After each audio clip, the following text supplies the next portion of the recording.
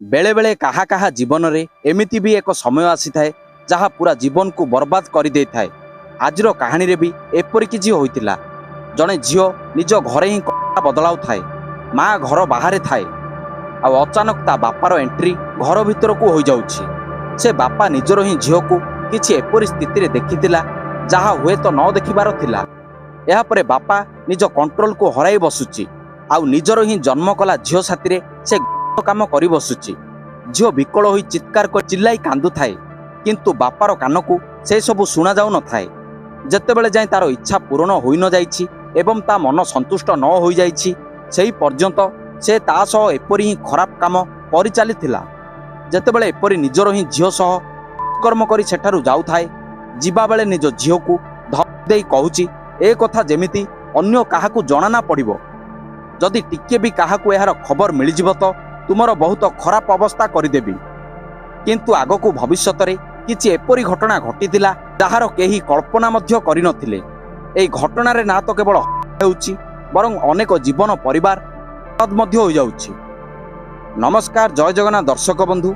आजिर एई सत्य घटनाटी सुनिबा आगरु वीडियो को लाइक करी चैनल रे नुआ थिले सब्सक्राइब करदेबे, जहा द्वारा आगकू आमे एपरि ही वीडियो आपनको पई आनी परिबु।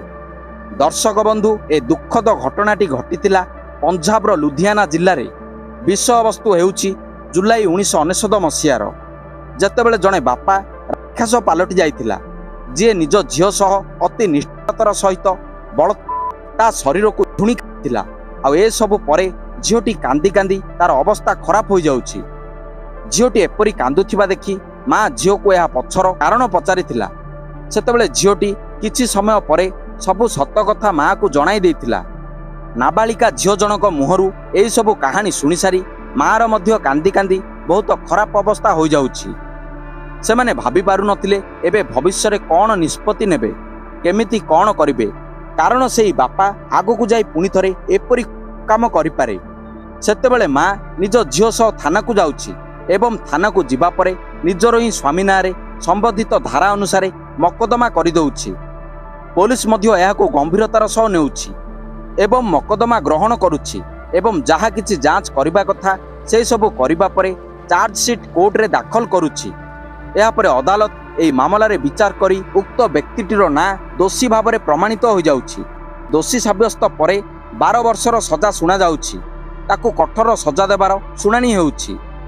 जणे बापा निजर ही झियो सह एपरि घृण्य अमानुषिक काम किपरि भाव में करि पारे। उक्त व्यक्ति ता ना महेंद्र सिंह, से जेल को जाउछि। जेल रे रहिबा बेले बाकी अन्य लोक मध्य ताकू बहुत घृणा करुथिले। से माने घृणा एथिपाई करुथिले कारण से निज रक्तर झियो सह एपरि घृण्य काम करिथिला।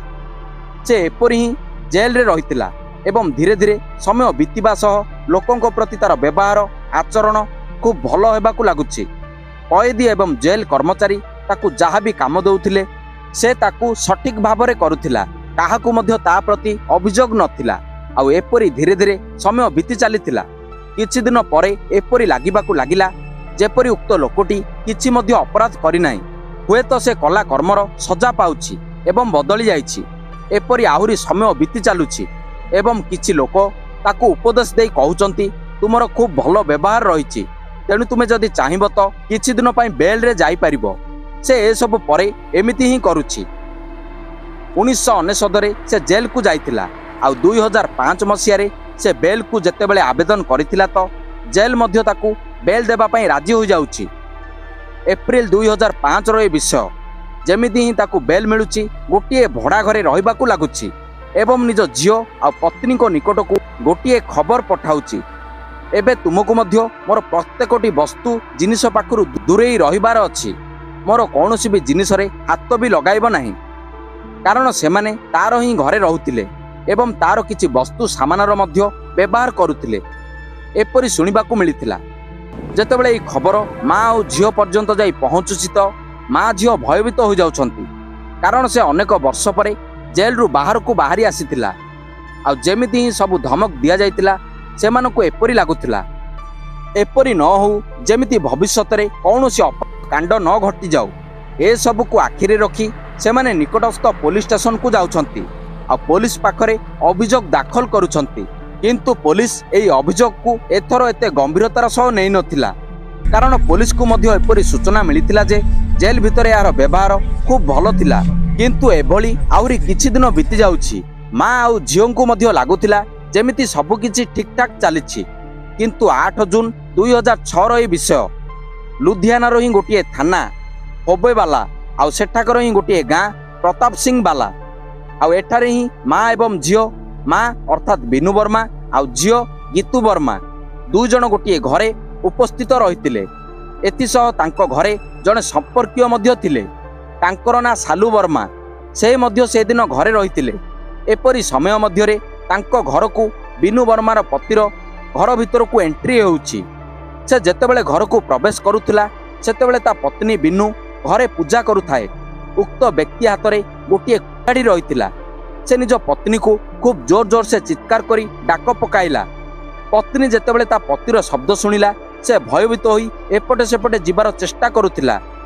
କିନ୍ତୁ ମହେନ୍ଦ୍ର ସିଂ ସୁଯୋଗ ପାଇବା କ୍ଷଣି ହିଁ ନିଜ ପତ୍ନୀର ମୁଣ୍ଡକୁ ବହୁତ ଜୋରସେ ମାଧ୍ୟମରେ ଆଘାତ କରିଦେଲା, ଯାହା ଫଳରେ ତା ପତ୍ନୀର ମୁଣ୍ଡ ଫାଟିଯାଉଛି। ଏହାପରେ ସେ ତା ଗଳାକୁ ଆଘାତ କରିଥିଲା। ଯେପରି ହିଁ ତା ପତ୍ନୀ ଏସବୁକୁ ଅଟକାଇବା ପାଇଁ ହାତ ଦେଖାଇଥିଲା ତ ସେତେବେଳେ ତା ହାତ ମଧ୍ୟ ଯାଉଛି।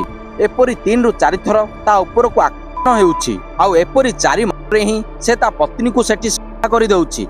ଏତେ କମ୍ ସମୟରେ ଏସବୁ ହୋଇଗଲା ଏବଂ ସେହି ଘଟଣା ସ୍ଥଳରେ ହିଁ ତା ପତ୍ନୀର ଯାଉଛି।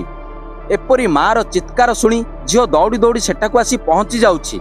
ଯେତେବେଳେ ଝିଅ ସେଠାକୁ ଆସି ପହଞ୍ଚୁଛି ତ ସେଇ ଲୋକଟି ଯେତେ ରାଗ ତା ପତ୍ନୀ ଉପରେ କରିଥିଲା ତାର 2 ରୁ 3 ଗୁଣ ତା ଝିଅକୁ ଦେଖି ହୋଇଯାଉଛି।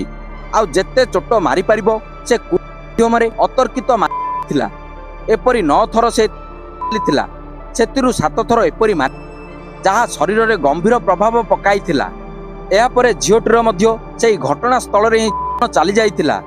ଏବେ ଘରେ ଯେଉଁ ତୃତୀୟ ବ୍ୟକ୍ତି ରହିଥିଲା ଯିଏ ନିଜ ଆଖିରେ ଏହିସବୁ ଦେଖିଥିଲା ଅର୍ଥାତ୍ ସାଲୁ ବର୍ମା, ଯିଏକି ତାଙ୍କ ସମ୍ପର୍କୀୟ ଥିଲା, ସେ ଡରିଯାଇ ଗୋଟିଏ ରୁମ୍ ଆଡ଼କୁ ଦୌଡ଼ି ଚାଲିଗଲା ଏବଂ ଏଥିମଧ୍ୟରେ ସେ ନିଜକୁ ସୁରକ୍ଷା ଦେବାରେ ସକ୍ଷମ ହୋଇଯାଉଛି।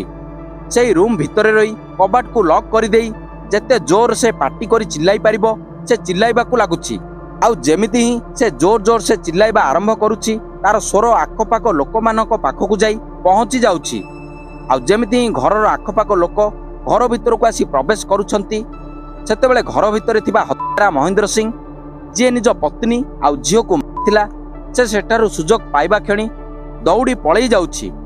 ଯେତେବେଳେ ପବ୍ଲିକ ଘରକୁ ଆସି ପହଞ୍ଚି ଯାଉଛନ୍ତି ସେମାନେ ଘର ଭିତର ଦୃଶ୍ୟ ଦେଖୁଛନ୍ତି। ମା ଆଉ ଝିଅ ଅବସ୍ଥାରେ ପଡ଼ି ରହିଥିଲେ। ଯିଏ କେହି ବି ଏହିସବୁ ଦୃଶ୍ୟକୁ ଦେଖିଥିଲେ ସେମାନଙ୍କ ଶରୀର ଶିହରି ଉଠିଥିଲା। ଲୋକ ଭୟଭୀତ ହୋଇଯାଉଛନ୍ତି। ଏହାପରେ ଏହାର ଖବର ସେଠାକାର ପୋଲିସ ଷ୍ଟେସନକୁ ଦିଆଯାଉଛି। ପୋଲିସ ବଳ ସହ ଏହି ସ୍ଥାନକୁ ଆସିଯାଉଛି। ପୋଲିସ 2 ମୃତକଙ୍କ ଶବକୁ ପୋଷ୍ଟମର୍ଟମ ପାଇଁ ପଠାଉଛି। ଏହାପରେ ପୋଲିସ ଏଫଆଇଆର ଗ୍ରହଣ କରୁଛି।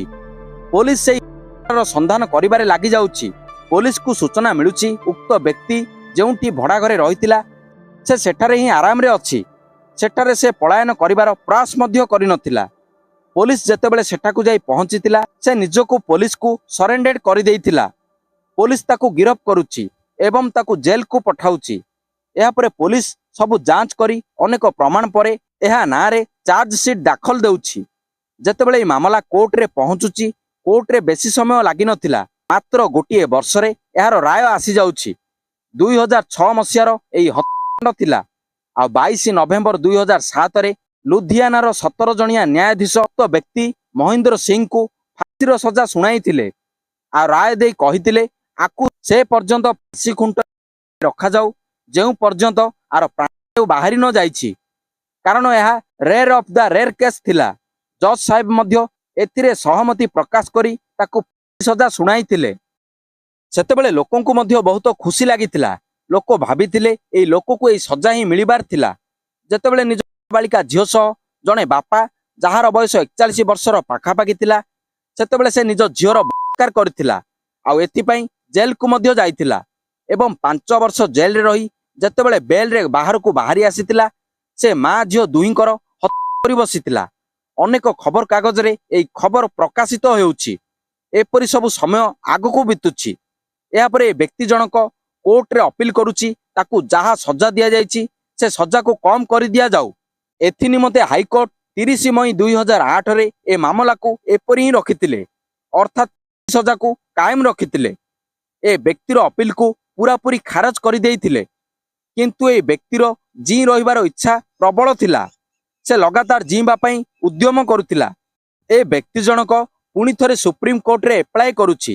ସୁପ୍ରିମକୋର୍ଟରେ ଆବେଦନ କରୁଛି ଯେମିତି ସଜାକୁ ଟିକେ କୋହଳ କରିଦିଆଯିବ। କିନ୍ତୁ ଏପରି ଲାଗୁନଥିଲା ସୁପ୍ରିମକୋର୍ଟ ସଜାକୁ କୋହଳ କରିବେ। ଏପରି 28 ଜାନୁଆରୀ 2013 ମସିହାରେ ଏ ବ୍ୟକ୍ତିର ଫାଶୀ ସଜାକୁ ଆଜୀବନ କାରାଦଣ୍ଡରେ ବଦଳାଇ ଦିଆଯାଉଛି। ଆଉ କୋର୍ଟର ଏପରି ରାୟ ଆସୁଛି। ଯେତେବେଳେ ଯାଇ ଲୋକର ପ୍ରାଣ ଚାଲି ନ ଯାଇଛି, ଏହି ଲୋକଟି ସେହି ପର୍ଯ୍ୟନ୍ତ ଜେଲରେ ହିଁ ରହି ଜୀବନ ବିତାଇବ। କାରଣ ଏପରି ବ୍ୟକ୍ତିର ସମାଜରେ ରହି ବଞ୍ଚିବାର କୌଣସି ଅଧିକାର ନାହିଁ। ଏବେ ମଧ୍ୟ ଏ ବ୍ୟକ୍ତି ଜଣକ ଜେଲ ଭିତରେ ଦିନ କାଟୁଛି।